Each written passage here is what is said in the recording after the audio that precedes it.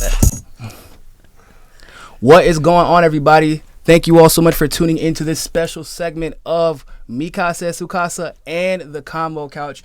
We are here live with a very special guest. Craig Pasta Jardula is in the building. What's going on, Pasta? Thank you everybody for having me here. Hey, it's not a problem. Also, as well, we have Tulsi Gabbard. She's here too. I think she's going to be asking a question. But Pasta, aloha, good to see you. Gotcha. Tulsi Gabbard. We're in the presence of greatness. We must recognize. Well, at least great pasta.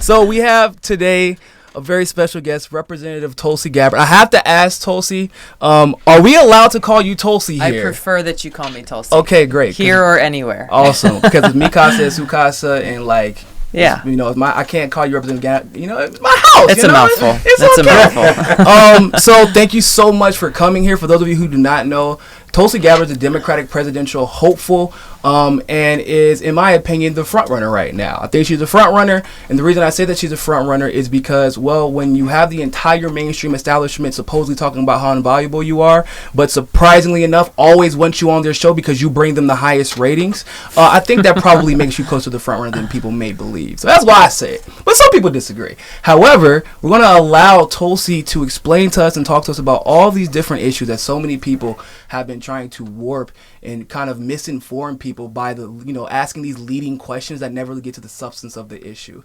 And so between myself and Fiorella and Pasta, we hope to give Tulsi the space to answer some of these tough questions that many people have not allowed her to answer. So I do want to start off with something that's most recent, the Golan Heights situation with Trump and Syria and Israel and this whole thing is, seems to be clearly there's something more nefarious going on behind the background. But I know that one of the things that you advocate most for is, international sovereignty and making sure that we adhere to international law. Yeah. So, can you tell us how you feel about the Golan Heights situation, and then, conversely, how you feel about Israel's role in the Palestinian conflict and this Golan Heights, and constantly seeming to be I don't want to say a propaganda arm, a military arm for the U.S. instead of being an actual ally by, keeping us out of these type of wars and these situations. Well, I want to focus on a couple of the core central problems that I've been pointing out with that example of Trump's announcement, as well as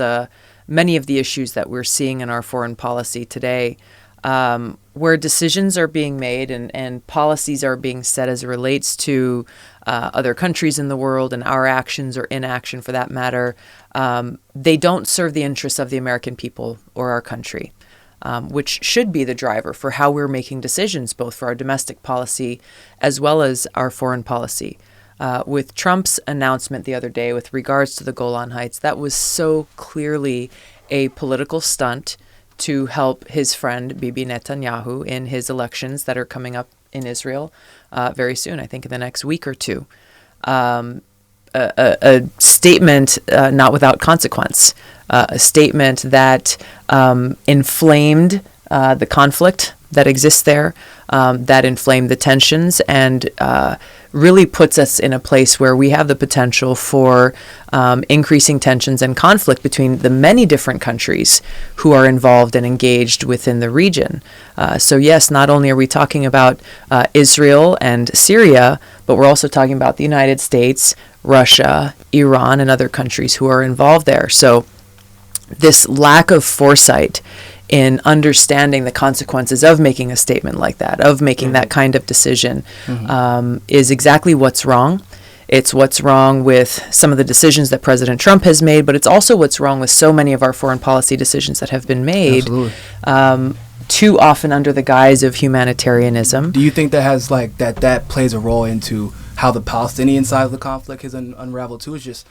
We're ignoring it for the wrong reasons because of some of the factors that you named. Yeah, I think that does play a part in this. I think ultimately this is this is a conflict between Israel and Palestine that has gone on for so long, and the decisions that this administration has taken have not helped further the cause of peace. Really, that only can come about when these two sides, when Israel and Palestine, are able to to broker that path forward. No one else can do it for them. But to 100% exacerbate agree. the situation, which is what this administration has done, does not serve our interest, nor does it serve the interests of peace. I want to talk a little bit about election integrity. Good. In 2016, What we like to hear. yeah. Which, by the way, anyway, I want to let you ask your question, but I'm so glad that you're bringing it up because it is rarely brought up with the intent of actually addressing election security. So forgive me for interrupting you. No, perfect. Thank you. In 2016, I and many Bernie Sanders supporters, as you know, experienced a lot of mishaps with our ballots, not being counted, provisional ballots. Yep. And also a random switching of your registration at the last minute, especially in California. It was a huge issue. It was a huge issue nationwide. So I want you to speak a little bit more about the Securing America's Election Act. Thank you. Yeah. So there's a couple of issues that you brought up. The issues with making it as hard as possible for people to be involved in our democracy is a challenge that we continue to face. We saw it in 2016. We saw it in the 2018 midterm elections, where these obstacles are put in place to try to prevent people from voting who are not going to vote on quote unquote your side. Right. To strengthen our democracy, we've got to make sure that we're doing all we can to make it as easy and as accessible as possible and remove as many of these barriers as possible, whether or not the voters in one location or another are going to be voting for your team or not. So that's an issue that we need to continue to try to address. The issue of election security and the legislation that I've introduced, the Securing America's Elections Act, is critical to be passed before the 2020 elections because it speaks to the biggest vulnerability that we have in our democracy right now, which is a teenager has been proven to hack into our election, a replica of our election system in less than 15 minutes. I think you guys are obviously aware of the DEF CON hacking conference and the report that they put out that said, hey, look, we had, I think she was a 14 or 15-year-old girl from Florida who hacked into a replica of their election system in just a few minutes. She doesn't even have the keys to the kingdom, so imagine what the people with the keys to the kingdom can do for those who paid them. So as we talk about interfering in our elections, what we're really talking about is the ability for rogue actors or bad actors, whether they be individuals or groups or countries, right now today would be able to go in and manipulate the count of votes that we cast, manipulate the outcomes of our elections, which threatens to undermine our democracy itself. If people don't have a basic trust and faith that the votes that we cast, which represent our voices, will be counted accurately, then what do we have? So, solution. My bill does something very simple.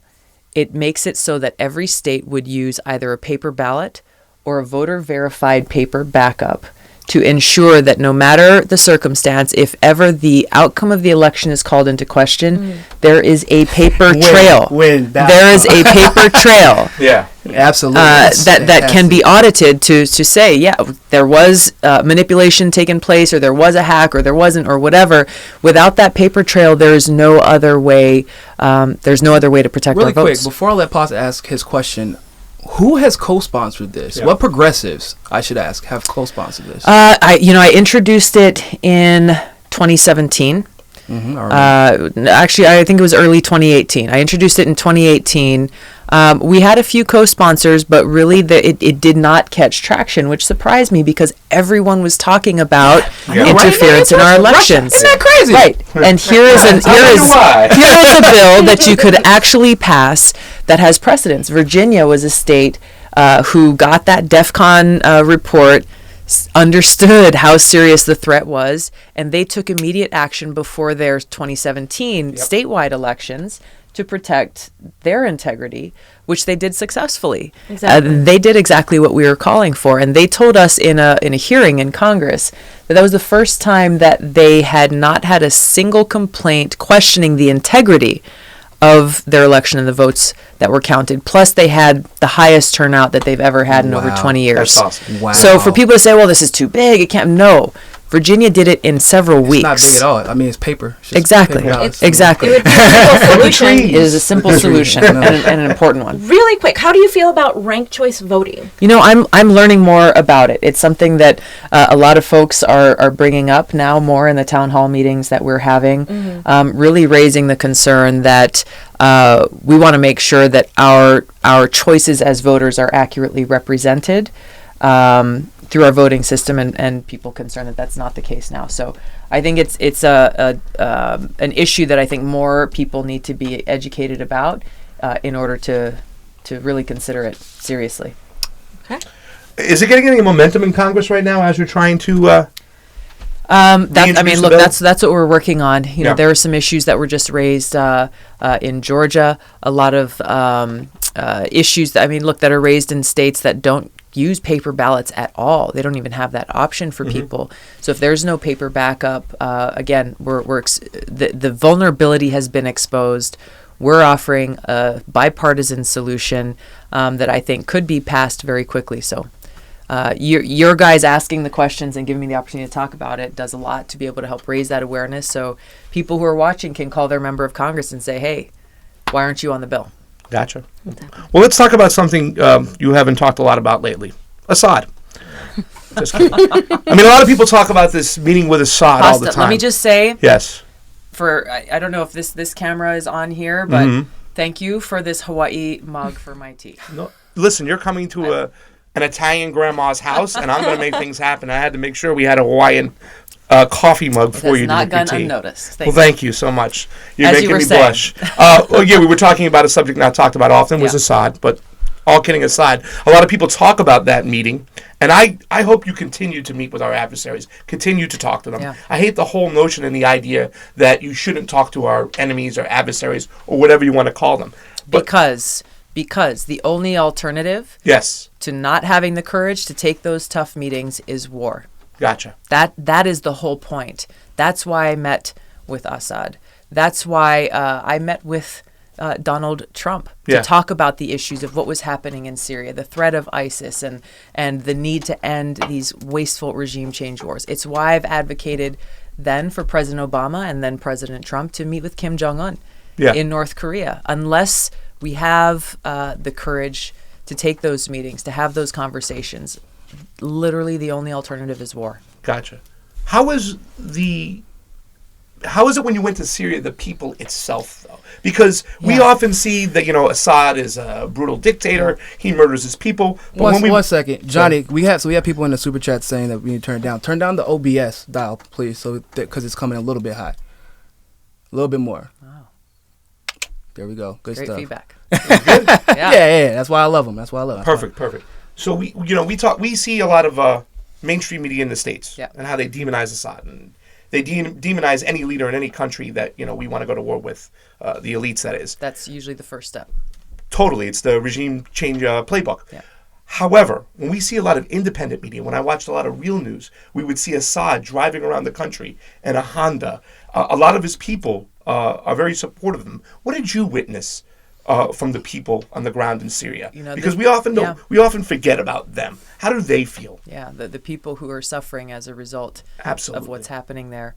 I was glad that in the short time that we were there, we had the chance to meet with people from different parts of the country. We met with religious leaders from both Aleppo as well as in Damascus, of all, Christians, Catholics, Muslims, many different religious leaders who were very concerned, saying, if you topple Assad, the ones who will take over are terrorist groups like ISIS and Al-Qaeda, and the very first thing that they will do is massacre religious minorities. And this in is the people Syria. This is the people on the ground. These are religious leaders. These are so the religious leaders are saying this, and Assad is supposedly secular. They were taking a very realist view. Like this is the reality that they're facing. We walked through some of the churches that have been bombed in Aleppo. They knew that they would be the very first targets. Yeah. We met with college students walking down the street and through the markets. We happened upon some college students and just started talking with them. We Gosh, I mean, we met with some of the political opposition. Yeah. People who are opposed to Assad, people who were some of the leaders of the initial protests that happened in 2011. And from them, they were talking about the kinds of reforms they want to see in their country. The constitutional reforms, freedom of elections, all of these different things that were very important for them.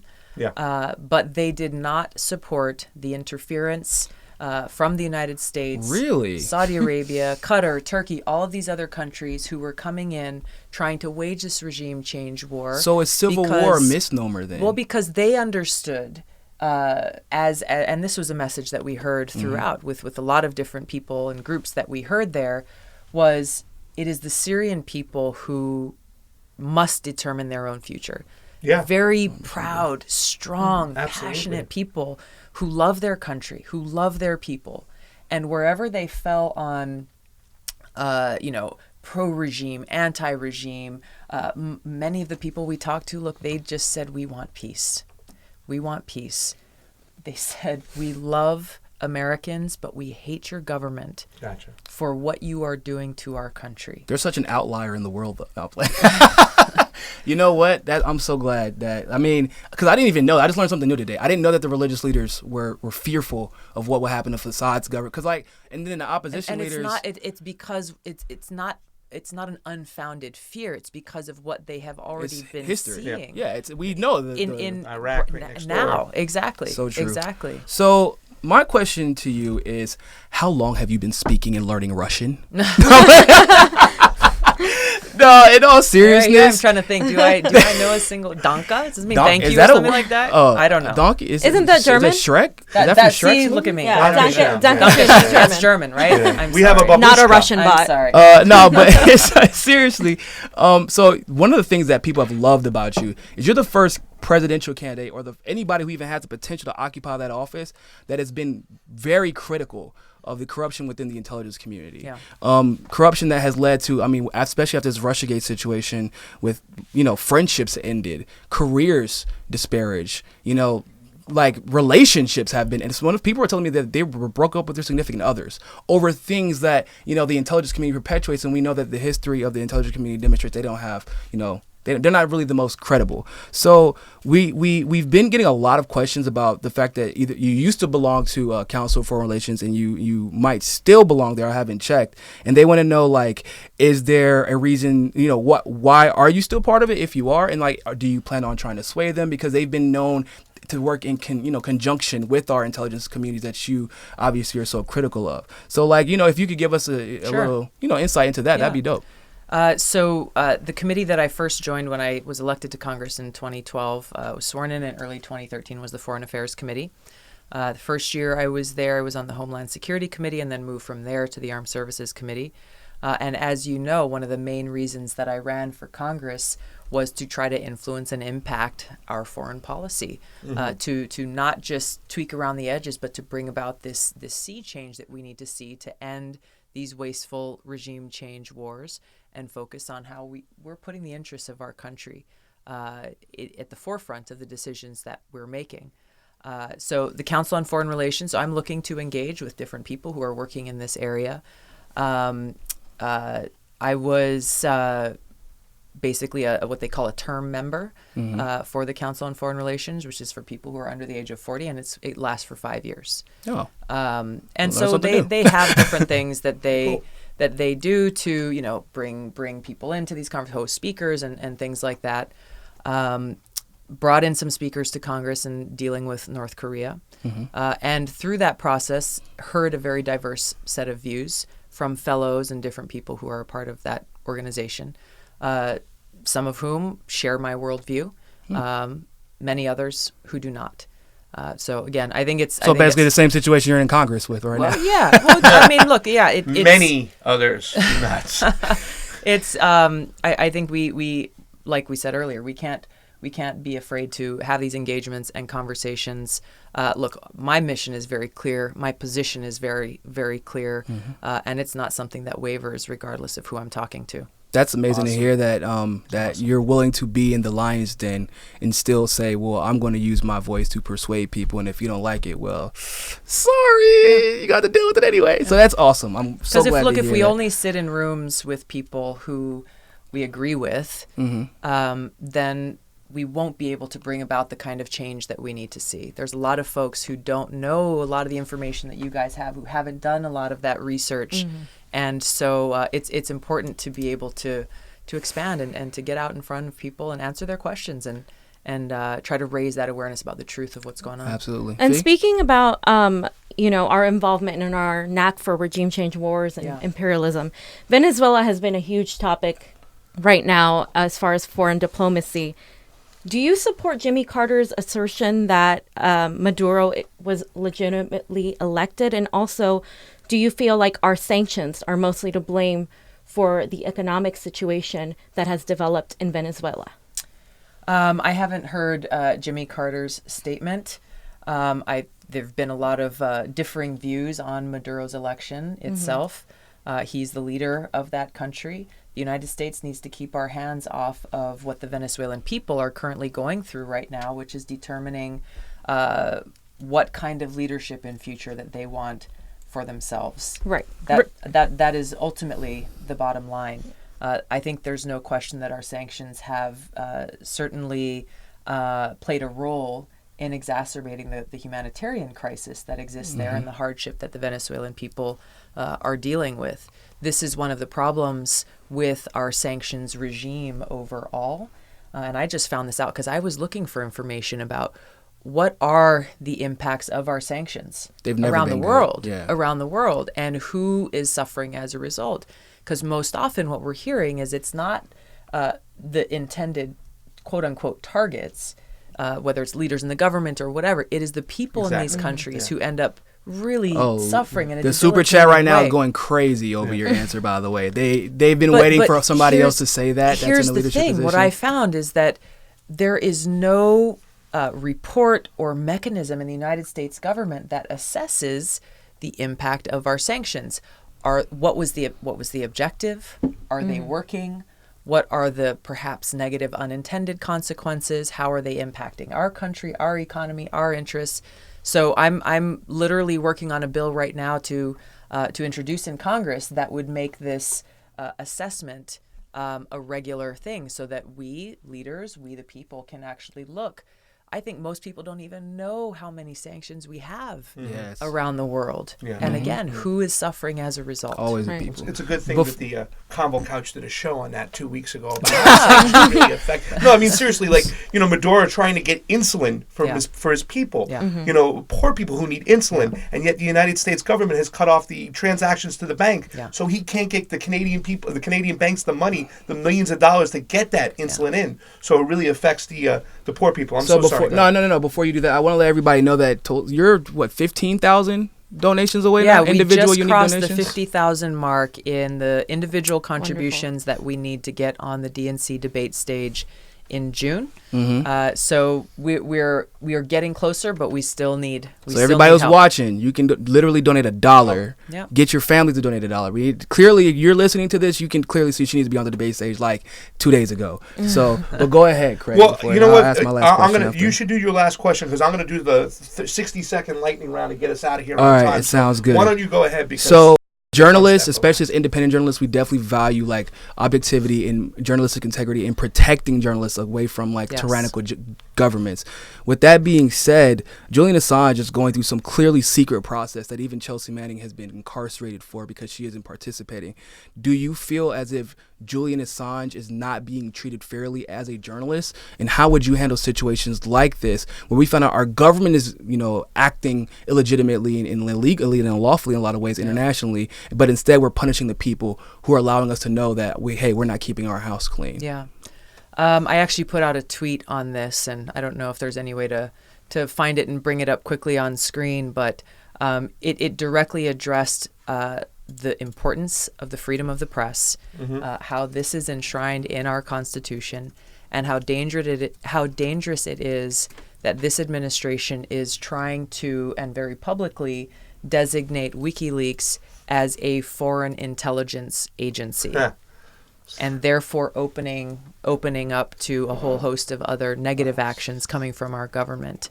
It is dangerous when we have people in our own government who hear things from independent journalists, for example, or don't like the things that folks are saying, and then can do things like, hey, let's designate them as a foreign intelligence agency just to shut them down. So that's something that we have to we can't be complacent. We can't be complacent about. And again, we've got to call it, because I think a lot of folks in the country probably don't know a lot about what's going on or don't understand what's going on. But we have to call it out for what it is, because this isn't something that just affects one person or one entity. This is something that threatens the very freedoms that this country stands upon. All right, 60-second lightning round. Go ahead. You want to do it right now? Go ahead. We're going to 60 seconds. Are you ready? I'm ready. 60 seconds. I'm going to give you a couple questions. You give me the answer. Ready? Okay. Biggie or Tupac? Ooh, Tupac. Favorite romantic comedy? What's the British one? Love Actually. Yeah. Let's go with that. I don't know, man. A sport or an activity you like to play other than surfing? Ooh. Martial arts, volleyball. Yeah. Okay. 2 songs that you are bumping right now on your playlist. What am I? Love Wins. Awesome song. I think that's Carrie Underwood. Mm-hmm. And then what's the one Dad always sings? Times They Are A-Changin'. Old one. Dylan. Good one. Dylan. Times they are changing. Last Yes. question. Be careful about this one because you're going over to see Ron Placone. Does pineapple belong on a pizza? Boy, if you don't stop with the blasphemy, of course. You have no idea how many people are asking me this question lately. Like at town hall It's a meetings, trick or question. shaking It's hands, not a they're trick like, question. this It's is one the answer. most important You're question I talking have a to guy named ask you. Costa here. Does This- pineapple belong on a pizza? You're hesitating. Hey, I'm going to say yes. All right. I like pineapple on my pizza sometimes. Absolutely. You Okay. got Along you got to with be other decisive with your decisions. You're going to be president, Tulsi. Okay, just say yes and. Hey, I was Tell just them mind watching business. this little tension. Because My if I gosh. make you a pizza or pasta, there will be no pineapple. That's fine. So that's And- just- That's As a- freedom. And as a good friend who cares about the taste of things, I will bring you pineapples and put it on there for us. All is good, man. All Thank is you all. good. Thank you all so much Thank for you. tuning It's into this great to live be stream here with segment. you guys. Thanks for coming by. We really Yes, appreciate thank it. you Thank so you much. for I appreciate thank it. you Have for me back again. No, of course, will. of course, All right. yeah. Totally. Thank you for coming on in this independent media. I know you're going on Jimmy Dore show, so make sure you go check that out after this. I know you're supposed to be going on to a couple of other things, but just coming on and talking to the people, which and answering questions for the people instead of for the the mainstream media and the journalists who are just trying to railroad anybody that doesn't agree with them. The people really love it. The comment section has loved you, and of course we love you here as well. As a progressive, as an independent who's been one my entire life, never been a Democrat, never been a Republican. I really appreciate the nuanced discussion that you bring to the table. Thank you. And the discussion I hope to see you have on that debate stage. Well, let me also just add my words of thanks to you guys for the work that you do, and you work very hard to try to find the truth, to remain objective, and to really help to inform and educate and engage people in these kinds of conversations. This is what we need more of. So appreciate all the work that you're doing. And we're going to go take selfies with Tulsi. Peace. But hey, people, always remember, more than anything else, find your balance. There you go. Peace.